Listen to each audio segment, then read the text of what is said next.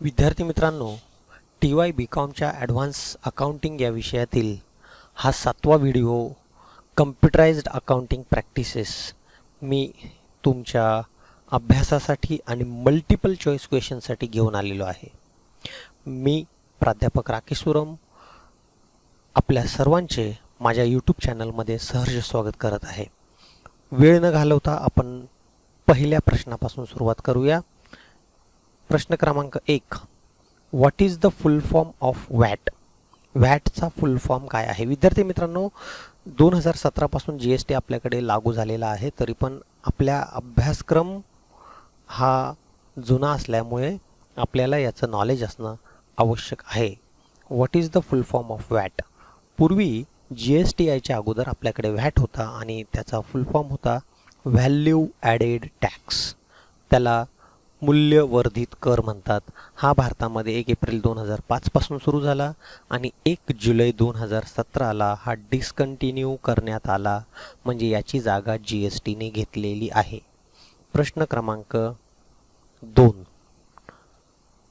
What is the full form of GST? GSTचा full form काय आहे? 4 ऑप्शन आहेत, सगळे सिमिलर आहेत. विद्यार्थी मित्रांनो, समजून घ्या, तोपर्यंत वाचून उत्तर द्या. GST म्हणजे गुड्स अँड सर्व्हिसेस टॅक्स. इथे अनेक वचन आहे, गुड्स अँड सर्व्हिसेस. फक्त गुड अँड सर्व्हिस किंवा गुड्स अँड सर्व्हिस असं करू नका, या ठिकाणी फरक आहे. इथे सर्व्हिस, सेवा, अनेक वचन आहे, म्हणून GSTचा full form goods and services tax असा आहे. पुढचा प्रश्न क्रमांक 3. What is the full form of TDS? TDSचा फुल फॉर्म काय आहे?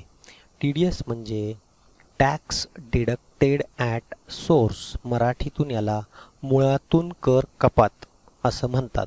मुळातून कर कपात उदाहरण सांगतो म्हणजे लक्षात येईल. तुम्ही बँकेमध्ये 10 लाख रुपये ठेवले, तर बँक तुम्हाला जर 10% व्याज देत असेल, 10 लाखावर एका वर्षाला 1 लाख रुपये व्याज देणार, म्हणजे हे तुमचं उत्पन्न आहे. पण बँकेला इन्कम टॅक्सनी असं इन्स्ट्रक्शन दिलेलं आहे, तुम्ही ज्या लोकांना व्याज देता, विशिष्ट मर्यादेच्या पलीकडे व्याज जर देत असेल, तर तुम्ही त्याच्यातून टॅक्स कट करा. त्याला टॅक्स डिडक्टेड ॲट सोर्स. व्याज हे तुमचं उत्पन्न आहे आणि त्याच्यावरून, त्या उत्पन्नातून म्हणजे मुळातूनच कर कपात केला जातो आणि तो इन्कम टॅक्सला पाठवला जातो, म्हणून याचं फुल फॉर्म आहे टॅक्स डिडक्टेड ॲट सोर्स. पुढचा प्रश्न क्रमांक 4. GST is dash dash type of tax. GST कोणत्या प्रकारचा कर आहे? डायरेक्ट आहे, इनडायरेक्ट आहे, सेल्स टॅक्स आहे का सर्व्हिस टॅक्स आहे? विद्यार्थी मित्रांनो, टॅक्सचे 2 प्रकार आहेत, एक म्हणजे डायरेक्ट टॅक्स आणि इनडायरेक्ट टॅक्स. डायरेक्ट टॅक्स म्हणजे काय? Which is levied on one person and collected by the same person. उदाहरणार्थ, एका व्यक्तीवरती कर लावला गेला आणि तोच व्यक्ती ते कर भरत असेल, तर त्याला आपण डायरेक्ट टॅक्स म्हणतो. बेस्ट एक्झाम्पल म्हणजे इन्कम टॅक्स. माझ्यावरती जर इन्कम टॅक्स लावला असेल, तर मीच स्वतः टॅक्स भरणार, तो आहे डायरेक्ट टॅक्स. त्यानंतर दुसरा आहे indirect tax. It is levied on one person and collected by other person.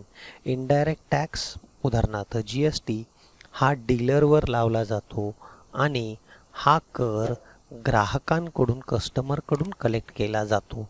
फक्त भरण्याची जबाबदारी ही कोणाची असते? डीलरची असते. म्हणून GST it is a type of an indirect tax. हा अप्रत्यक्ष कर समजला जातो, कारण प्रत्येक कस्टमर माल विकत घेतल्यावर GST भरायला जात नाही. उत्तर आहे अन इनडायरेक्ट टॅक्स. पुढचा प्रश्न क्रमांक 5. In tally.erp9 to enable entries of GST. GSTची एंट्रीज आपल्या करण्यासाठी आपल्याला काय करावं लागतं? Dash dash require to be open. म्हणजे काही फीचर्स आपल्याला ऑन करावे लागतात. तर टॅलीमध्ये स्टॅच्युटरी फीचर्स आहे, अकाउंटिंग फीचर्स आहे आणि इन्व्हेंटरी फीचर्स आहे. तुम्ही टॅली ओपन केलं तर त्यामध्ये F11चं बटन दाबलं तर त्यामध्ये हे फीचर्स तुम्हाला पाहायला मिळतात. Accounting features. इन्व्हेंटरी म्हणजे गुड्सची संबंधित, म्हणजे मालाची खरेदी केली किंवा विक्री केली. जर तुम्ही गुड्स खरेदी आणि विक्री याचे डिटेल्स तुम्ही टाकत असाल तर इन्व्हेंटरी फीचर्स ऑन असणं आवश्यक आहे. आणि स्टॅच्युटरी म्हणजे टॅक्सेशनशी संबंधित काही फीचर्स असतात. मग त्याच्यामध्ये TDS आहे, TCS आहे, GST आहे. ते जर ऑन करायचं असेल तर तुम्हाला स्टॅच्युटरी फीचर्स ऑन करावे लागतात.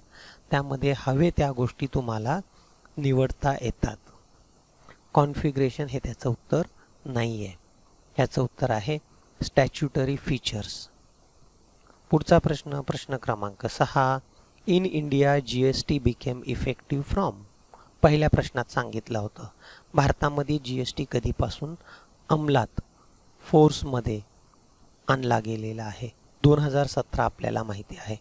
गुड्स अँड सर्व्हिस टॅक्स हा कायदा 29 मार्च 2017ला पार्लमेंटमध्ये पास झाला आणि 1 एप्रिल 2017 पासून तो आपल्याकडे अंमलात आणला गेलेला आहे. म्हणून याचं उत्तर आहे 1 जुलै 2017. 1 जुलै 2017.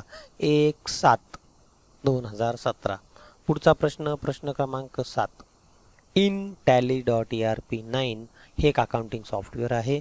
While creating ledger of service tax और GST, सेल्स टॅक्स और GST किंवा VAT dash dash group is used.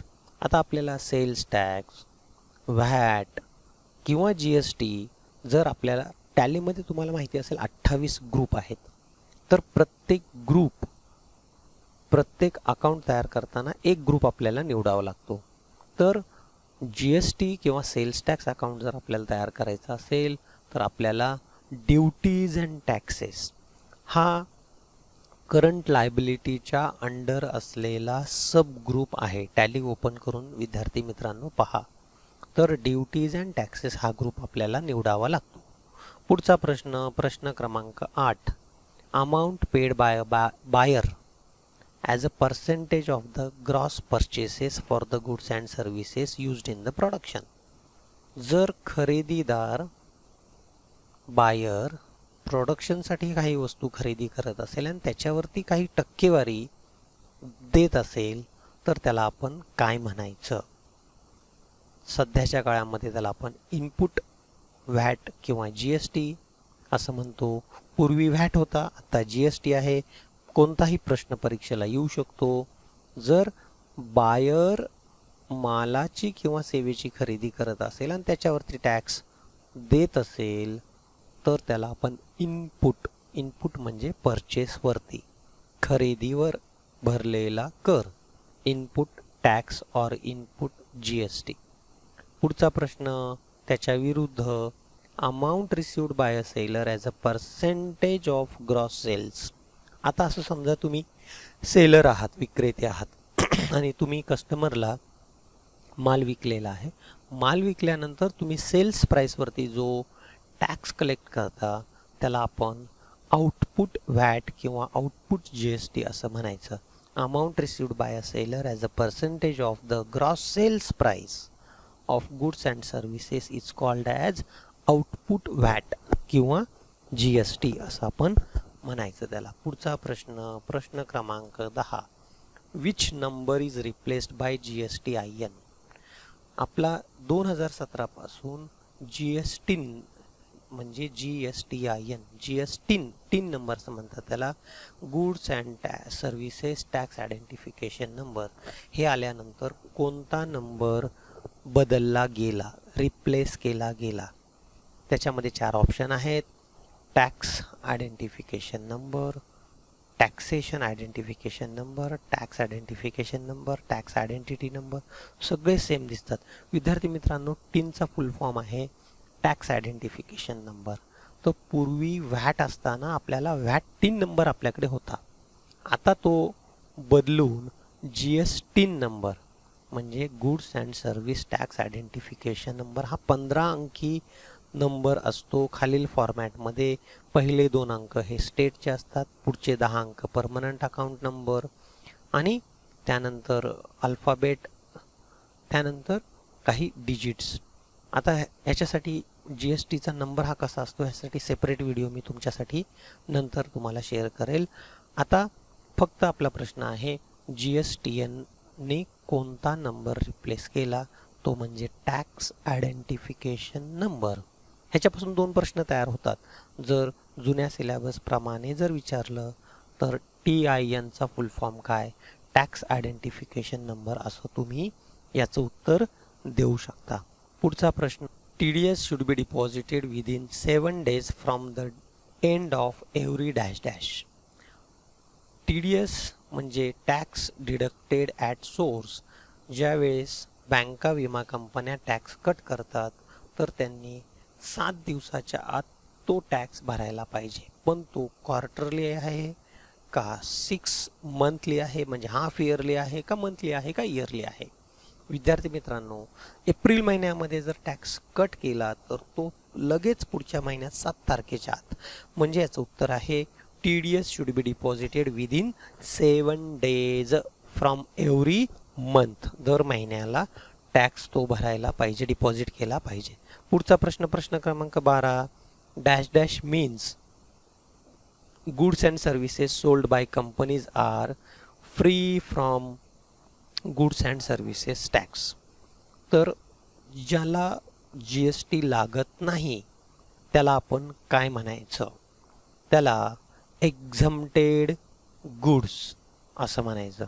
exempted goods means goods and services sold by the companies are free from the goods and service tax. याला आपण exempted supply किंवा exempted goods असं म्हणतो आपण. exempted म्हणजे काय, त्याच्यावरती कुठल्याही प्रकारचा टॅक्स लागत नाही. जीवनावश्यक वस्तू जे असतात, दूध आहे, अंडी आहे, ब्रेड आहे, धान्य आहे, याच्यावरती किंवा भाजीपाला आहे याच्यावरती GST लागत नाही. पुढचा प्रश्न, प्रश्न क्रमांक 13, which of the following tax is replaced by GST. GSTने कोणता टॅक्स रिप्लेस केलेला आहे, तर पूर्वी व्हॅट होता, सर्व्हिस टॅक्स होता, ऑक्ट्रॉय, हे सर्व टॅक्स आता बंद होऊन आता एकच टॅक्स आपल्याकडे चालू आहे, तो म्हणजे GST. म्हणून व्हॅट, सर्व्हिस टॅक्स आणि ऑक्ट्रॉय हे सगळे काय झाले, रिप्लेस झालेले आहेत. रिप्लेस म्हणजे बंद झालेत, बदललेले आहेत. याच्याऐवजी एकच कर आता आपल्याकडे आहे, तो म्हणजे GST. पुढचा प्रश्न, under tally 9 tally.erp9 for details GST entries dash dash voucher entry is useful. Accounting voucher, cost centre voucher, memorandum voucher और इन्व्हेंटरी वाउचर. टॅलीमध्ये जर GSTचे डिटेल एंट्रीज करायचे असतील तर GSTचे डिटेल एंट्रीज करण्यासाठी आपल्याला मालाची खरेदी आणि विक्री म्हणजे गुड्स परचेस आणि गुड्स सेल्सची डिटेल एंट्री करायची असते आणि त्यासाठी आपल्याकडे इन्व्हेंटरी वाउचर्स. अकाउंटिंग वाउचर आपण नेहमी करतोच, कॉस्ट सेंटर ह्याच्याशी संबंधित नाही. मेमोरँडम म्हणजे भविष्यकाळातील आठवणीसाठी केलेले टाचन, म्हणून इन्व्हेंटरी म्हणजे गुड्स.